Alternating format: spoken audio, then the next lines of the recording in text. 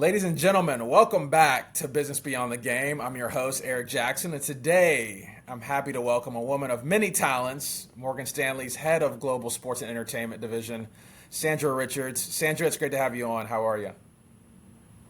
Hi, Eric. Nice to see you. Absolutely. Thanks for joining us. And Sandra, we talk a lot about business of sports on this program and what athletes are doing with their money and business ventures. And, I don't know if there's a better person to discuss the latter as you have a front row seat to it. As someone who deals with these clients, how much do you just stress, Sandra, just to young athletes about, finding financial education early on in their careers to maintain wealth, beyond their playing days? It's actually very important. We have about 266 global sports and entertainment directors across the country that are equipped to help these young athletes and entertainers to on their wealth journey. So if it starts right at financial education, just at the basics, we're there. If you're at a little bit, but you want to get to the next level, we're there too.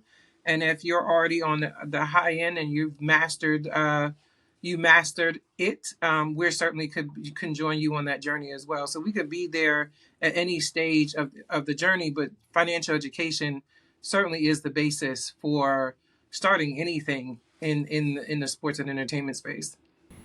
I know, and it's really interesting, right? Because also, there's the other side of it, right, Sandra? Like, I've seen a lot of athletes just over the years, accuse their financial advisors or sue them, for fraud or negligence or other offenses. Like, what can athletes do, Sandra, just to avoid being victims, right? Or, how do you know who to trust? I'm curious your thoughts on that. Is it a due diligence thing? Is it a vetting?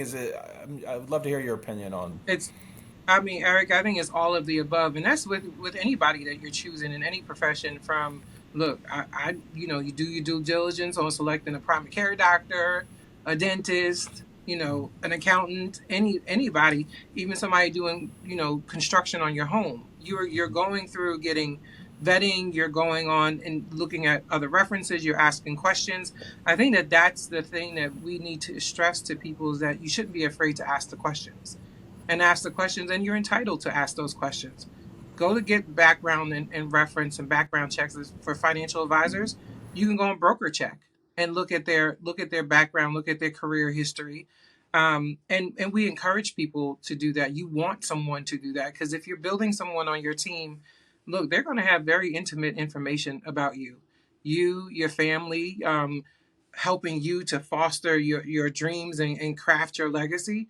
You need to have trusted people around you. So I think the biggest thing is knowledge is power. And there's a whole bunch of information on that internet highway that you can Google somebody's name and look it up. And certainly ask questions among your peers.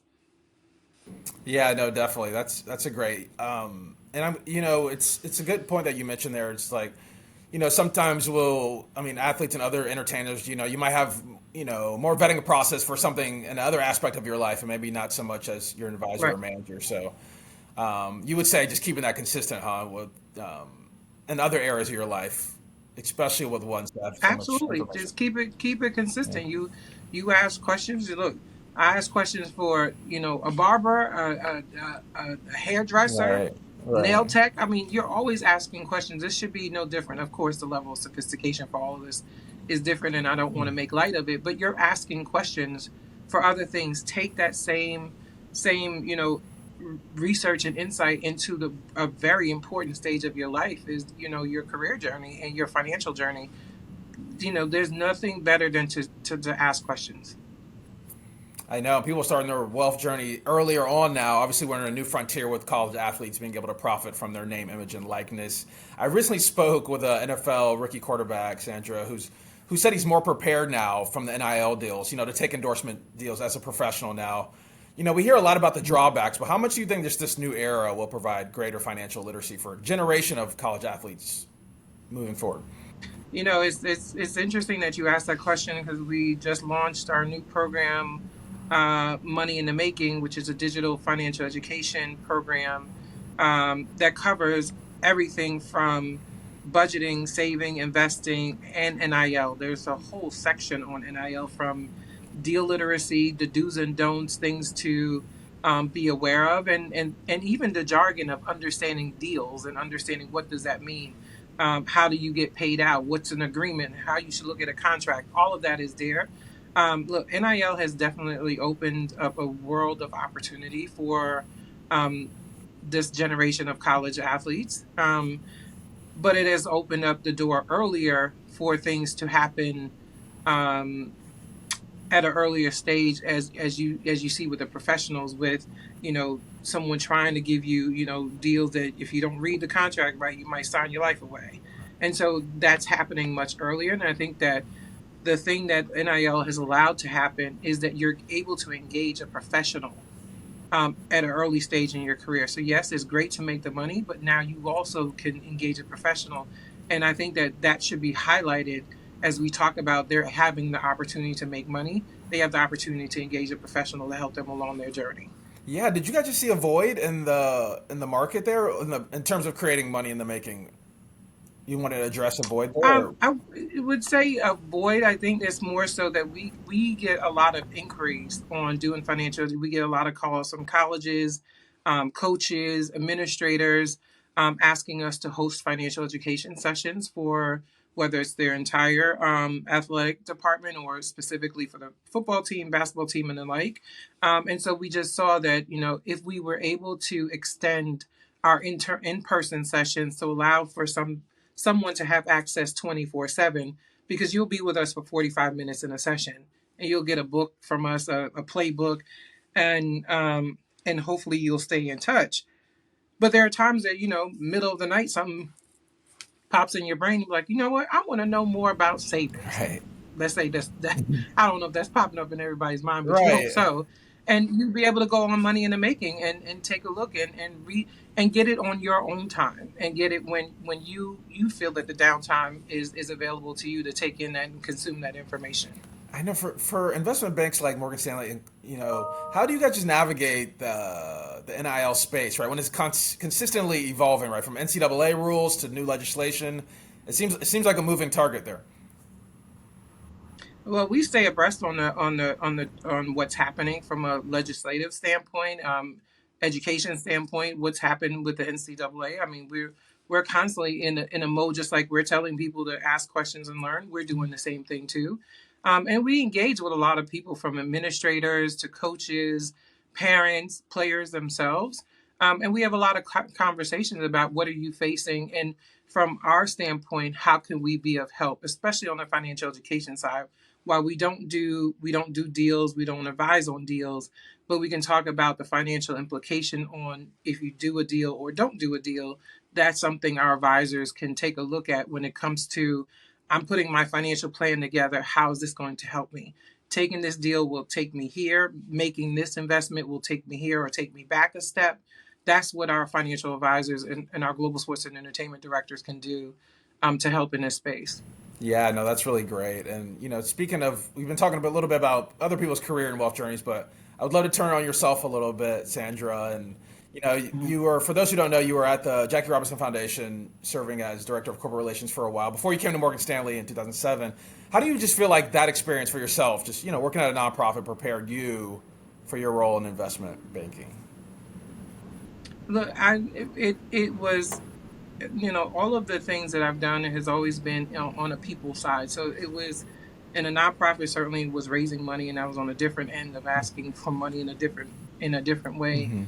Hmm. But at the end of the day, was understanding people and engaging with people. And at the Jackie Robinson Foundation, of course, you had a lot of people who were supporting, from baseball clubs, football leagues, individual athletes who were supporting the mission of Jackie Robinson Foundation. And for me, I was able to meet a lot of people, maintain relationships and contact with them, and was able to translate a lot of relationships here. But I think for me, what I also gained from the time there was just the experience of learning the history and legacy of Jackie Robinson and how important it was and the impact that he had, and getting to meet so many legends while I was at the foundation. I mean, to say I met Ruby Dee and Ozzie Davis, to Yogi Berra, Wow. to Charlie Sifford, who was the first African American to be inducted into the World Golf Hall of Fame. I actually went to the induction ceremony by invite of him. And I knew him through my sorority sister, who that was her uncle. And so to be able to say that I've met so many of these legends who, again, impacted not just their respective careers and their respective fields, but just the impact that they have on just society, and just to say I had that glimpse because of the foundation, it was a very impactful and pivotal point in my career. Yeah, you mentioned Jackie a little bit, but you've also been a trailblazer in many ways, Sandra. What advice would you give just another woman or someone else of color just trying to navigate a career in a predominantly white or male industry?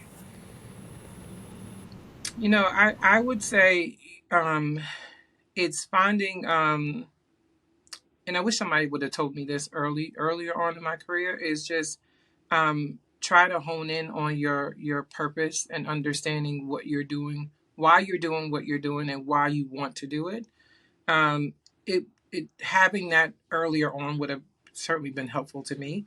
But that's something I think that if you can answer that question, all other things will just be noise, and it'll be noise that you can block out, because then your path, you know where you want to go.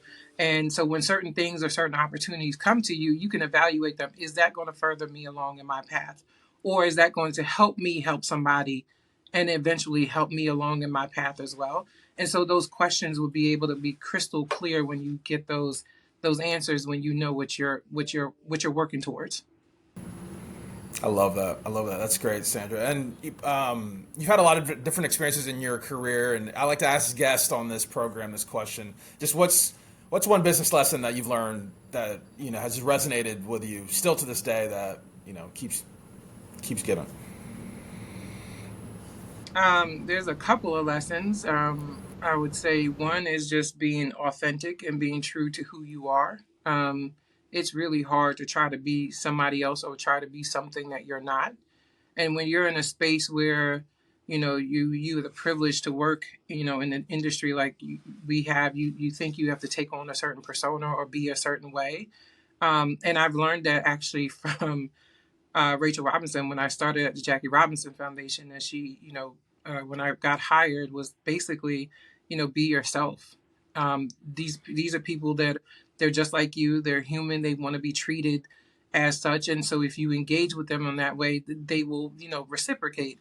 And I found that I still lean on that today.